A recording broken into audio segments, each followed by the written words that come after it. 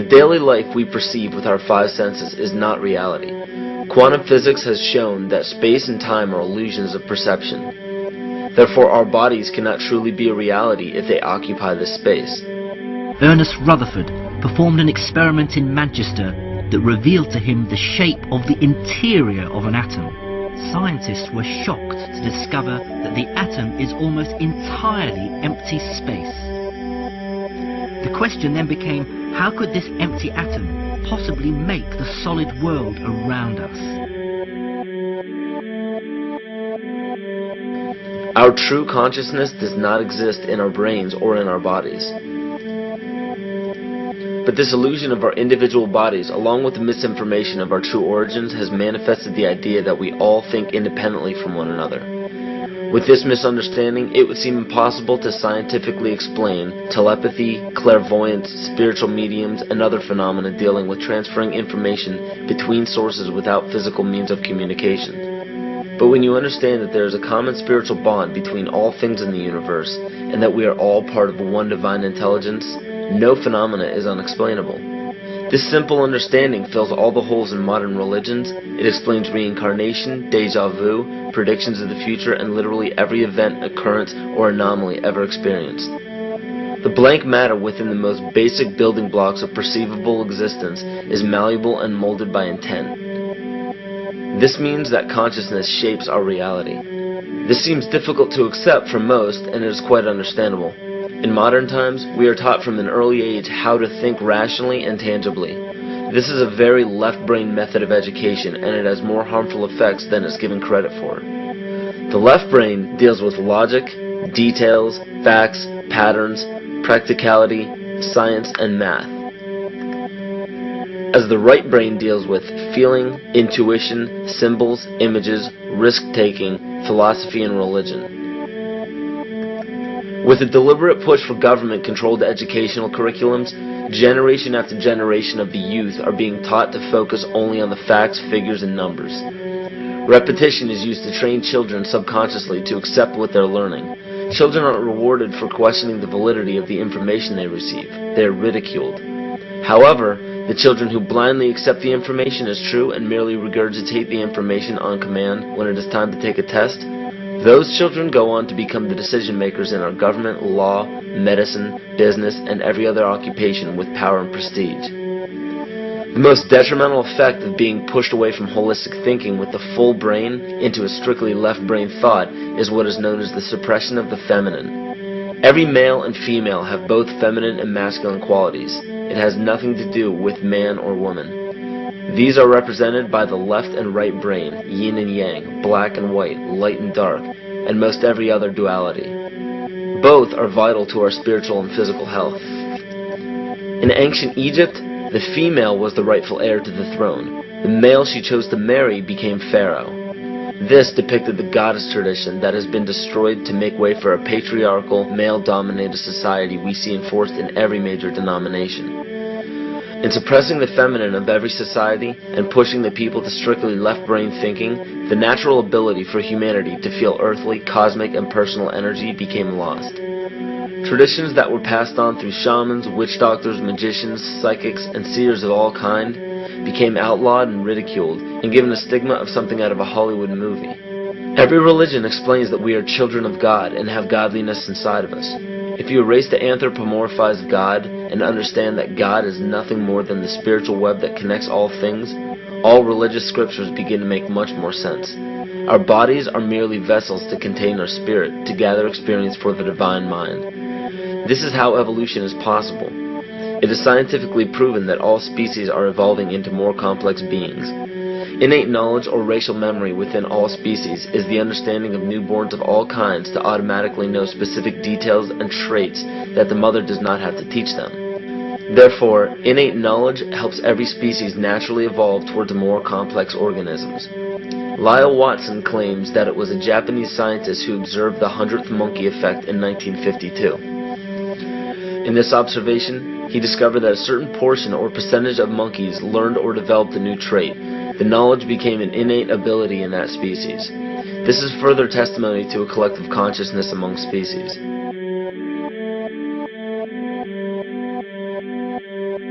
Everything in existence has a natural vibration to it, from our atoms all the way to the vastness of the universe. To show a simple connection between the earth and our bodies, take a look at our body's harmonic focal points, better known as our chakras. Just as there are harmonic focal points on the guitar string, there are locations within our body where our vibrations culminate. In Eastern philosophies, these 7 chakras are used to bring health and balance to the physical and spiritual body. Our Earth also has 7 chakra points at equally distant locations from one another. There is 1 chakra point on each continent. The root chakra is in Mount Shasta, California. The sexual chakra is in the Isle of Sun, Lake Titicaca in South America. The solar plexus chakra is in Uluru Kata Juta in Australia. The heart chakra is in Glastonbury or Shaftesbury, England. The throat chakra is where the Great Pyramids of Giza in Egypt are. The heart chakra is at Kuhe Malak Sia in Iran. And the crown chakra is at Mount Kailas in Tibet. Scientifically, this is explained because at the core of our Earth there is a molten iron crystal that resonates at approximately 7 Hertz. There are energy vortexes all over the Earth where electromagnetic energy emanates.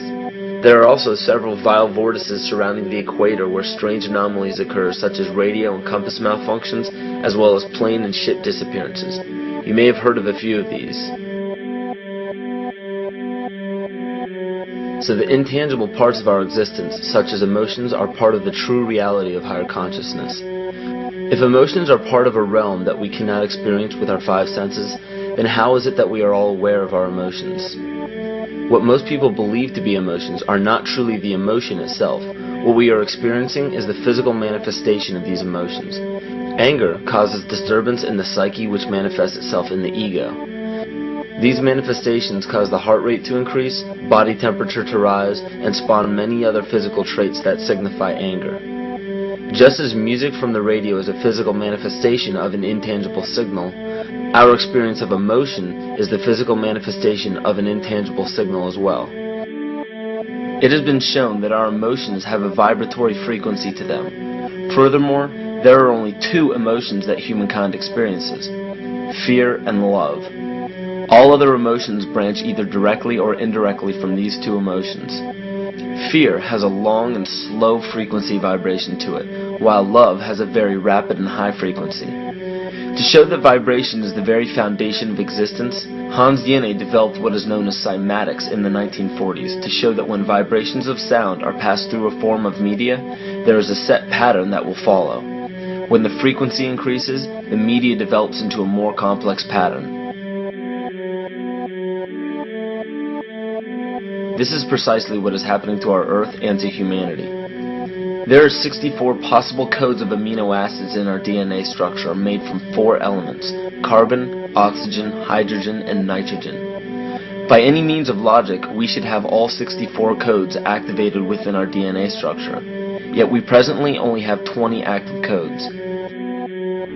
And of these 64 possibilities, it appears that only 20 of these codes are turned on right now for us, the 20 amino acids. There is a switch that turns off and turns on where those coding sites lie, and that the switch for that turning off and turning on is what we call emotion. And this is the first time that we've ever seen the patterns of emotion directly physically linked to human genetic material.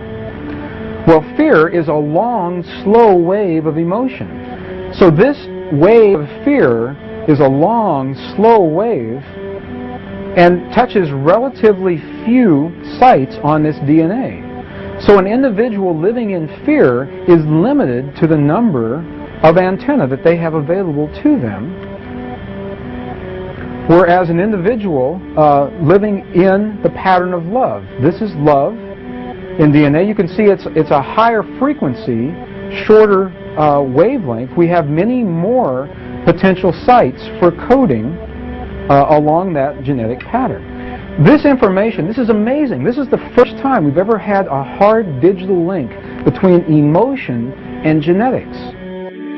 This is important to understand because another researcher named Vladimir Popanov measured tiny particles of light called photons inside a vacuum tube. The photons were scattered as expected. A sample of DNA was then entered into the vacuum tube and they measured the photons again. They found that the particles of light aligned themselves along the axis of the DNA. Then, as they removed the DNA sample, the photons remained aligned to the same form of the DNA, even though no DNA was present. This is what is known as the phantom DNA experiment. Science has now bridged a very important gap between physical and ethereal, or spiritual. Our emotions directly affect the structure of our DNA, which directly shapes the physical world we experience every day. So the messages left by the ancients that we've explained here were more than just prophecies about a one-world government or a new world order. We now understand why the study of the heavenly bodies were so important. The rotation and orbit of all that makes up our universe serves as a clock to map changes and transitions. This helped the ancients understand that the change of the heavenly bodies were a mirror to the changes of all existence. December 21st, 2012 is simply a natural transition from one form of energy to the next, the transcendental evolution of man. This date is what's known as 0 point. Our sun, as well as our planet Earth, is losing its magnetic field as the Earth is slowing in its rotation. All the while, its base resonant frequency, also known as the Schumann cavity resonance, is increasing in accordance with the predictable sequence of the Fibonacci theory. At a cellular level, our bodies respond to an electromagnetic pulse. The ancients called this the sacred circuit. The cells receive this pulse from the brain, which receives its pulse from the heart, which receives its pulse from the earth. This pulse comes from the solar system, which from there comes from the galaxy, which ultimately comes from our entire universe. We literally share a pulse with all of existence. Yet another example of everything being one.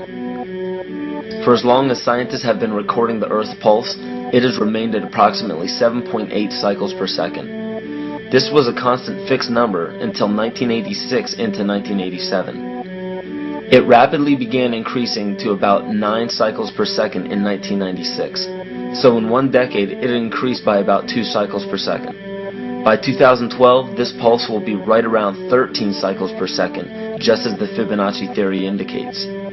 What does this mean for humanity? Just as cymatics has shown that higher frequencies result in more complex patterns, we are now experiencing the beginning of a major shift in both physical and spiritual vibration. It's difficult to understand what exactly will happen to our physical bodies, but ancient scriptures, pagan and monotheistic religions, mystery schools, and secret fraternal orders have all given indications as to what this experience will be like.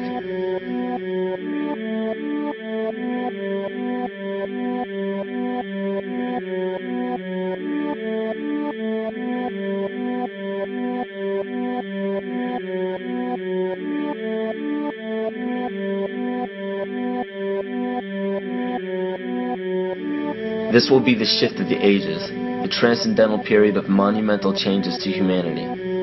Those unprepared for this transition will likely not be able to cope with the rapid changes in the psyche. The only way to prepare for what is to come is what we have sought after for our entire lives: truth. Not the truth about governments, commerce, religions, terrorism, or anything external, but the truth within ourselves, within our psyche and our shadow self.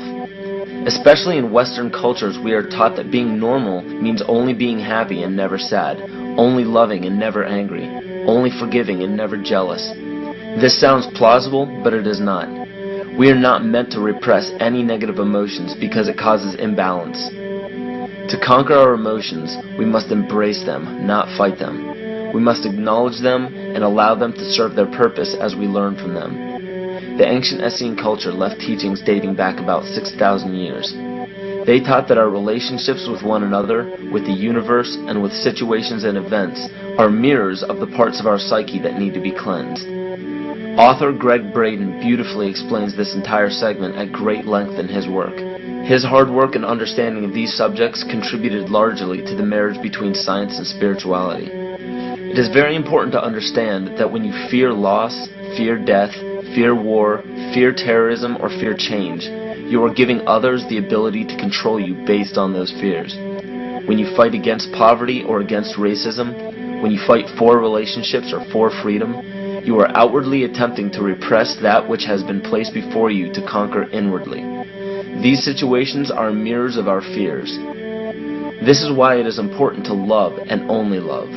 Love those who stand with you, but especially those who stand against you. Don't look at your fears as a threat. Rather understand that this material world is only a physical manifestation of either the love or fear in your consciousness. It's as plain as day. All you need to conquer in your life is in your face. If you want to understand what your true inner fears are, analyze your ambitions and your inhibitions. Everything explained here about the esoteric agenda of the elite few at the very top is nothing to fear. They have been at work for thousands of years behind the scenes to manipulate humanity, and it has worked. Until now. It's very easy for any system of thought, religious or otherwise, that comes along. It's very easy to play on that, to play on our insecurities, to assure us all is well, we'll all be taken care of. We lap that up. So don't blame religion. Blame our own insecurities, which has allowed religion to flourish, and which has allowed so many systems of thought that are disempowering to flourish throughout human history. That's why we can't get out of it. Ron Sakeley, Department Chairman, Chemistry, University of California, Berkeley, showed that DNA acts as an antenna for cellular upregulation. The primary function they taught us about what DNA is about. It's a receiver and transmitter of photons, light and phonon sound. For what? Cellular upregulation, meaning that their water molecules, the pyramid power around the DNA spiral energizing strands, are taking in the spiritual energy of love vibrations and then sending it out for manifesting, precipitating in a quantum field, the physical matter of the body. These are hertz, frequencies, or cycles per second that the musicians can retune their instruments to play and experiment with. Why? Again, these are the Creator's musical scale, the original solfeggio, buried for 3,000 years in the Bible. So the ancient priests who knew how to levitate the huge stones for the building of the pyramids, and the Masonic knowledge that predated ancient Egypt, the ability to have this information, these frequencies, serve the function of creation, destruction, and miracles on behalf of the empowered people who had access to this knowledge. I say that because of this metaphor.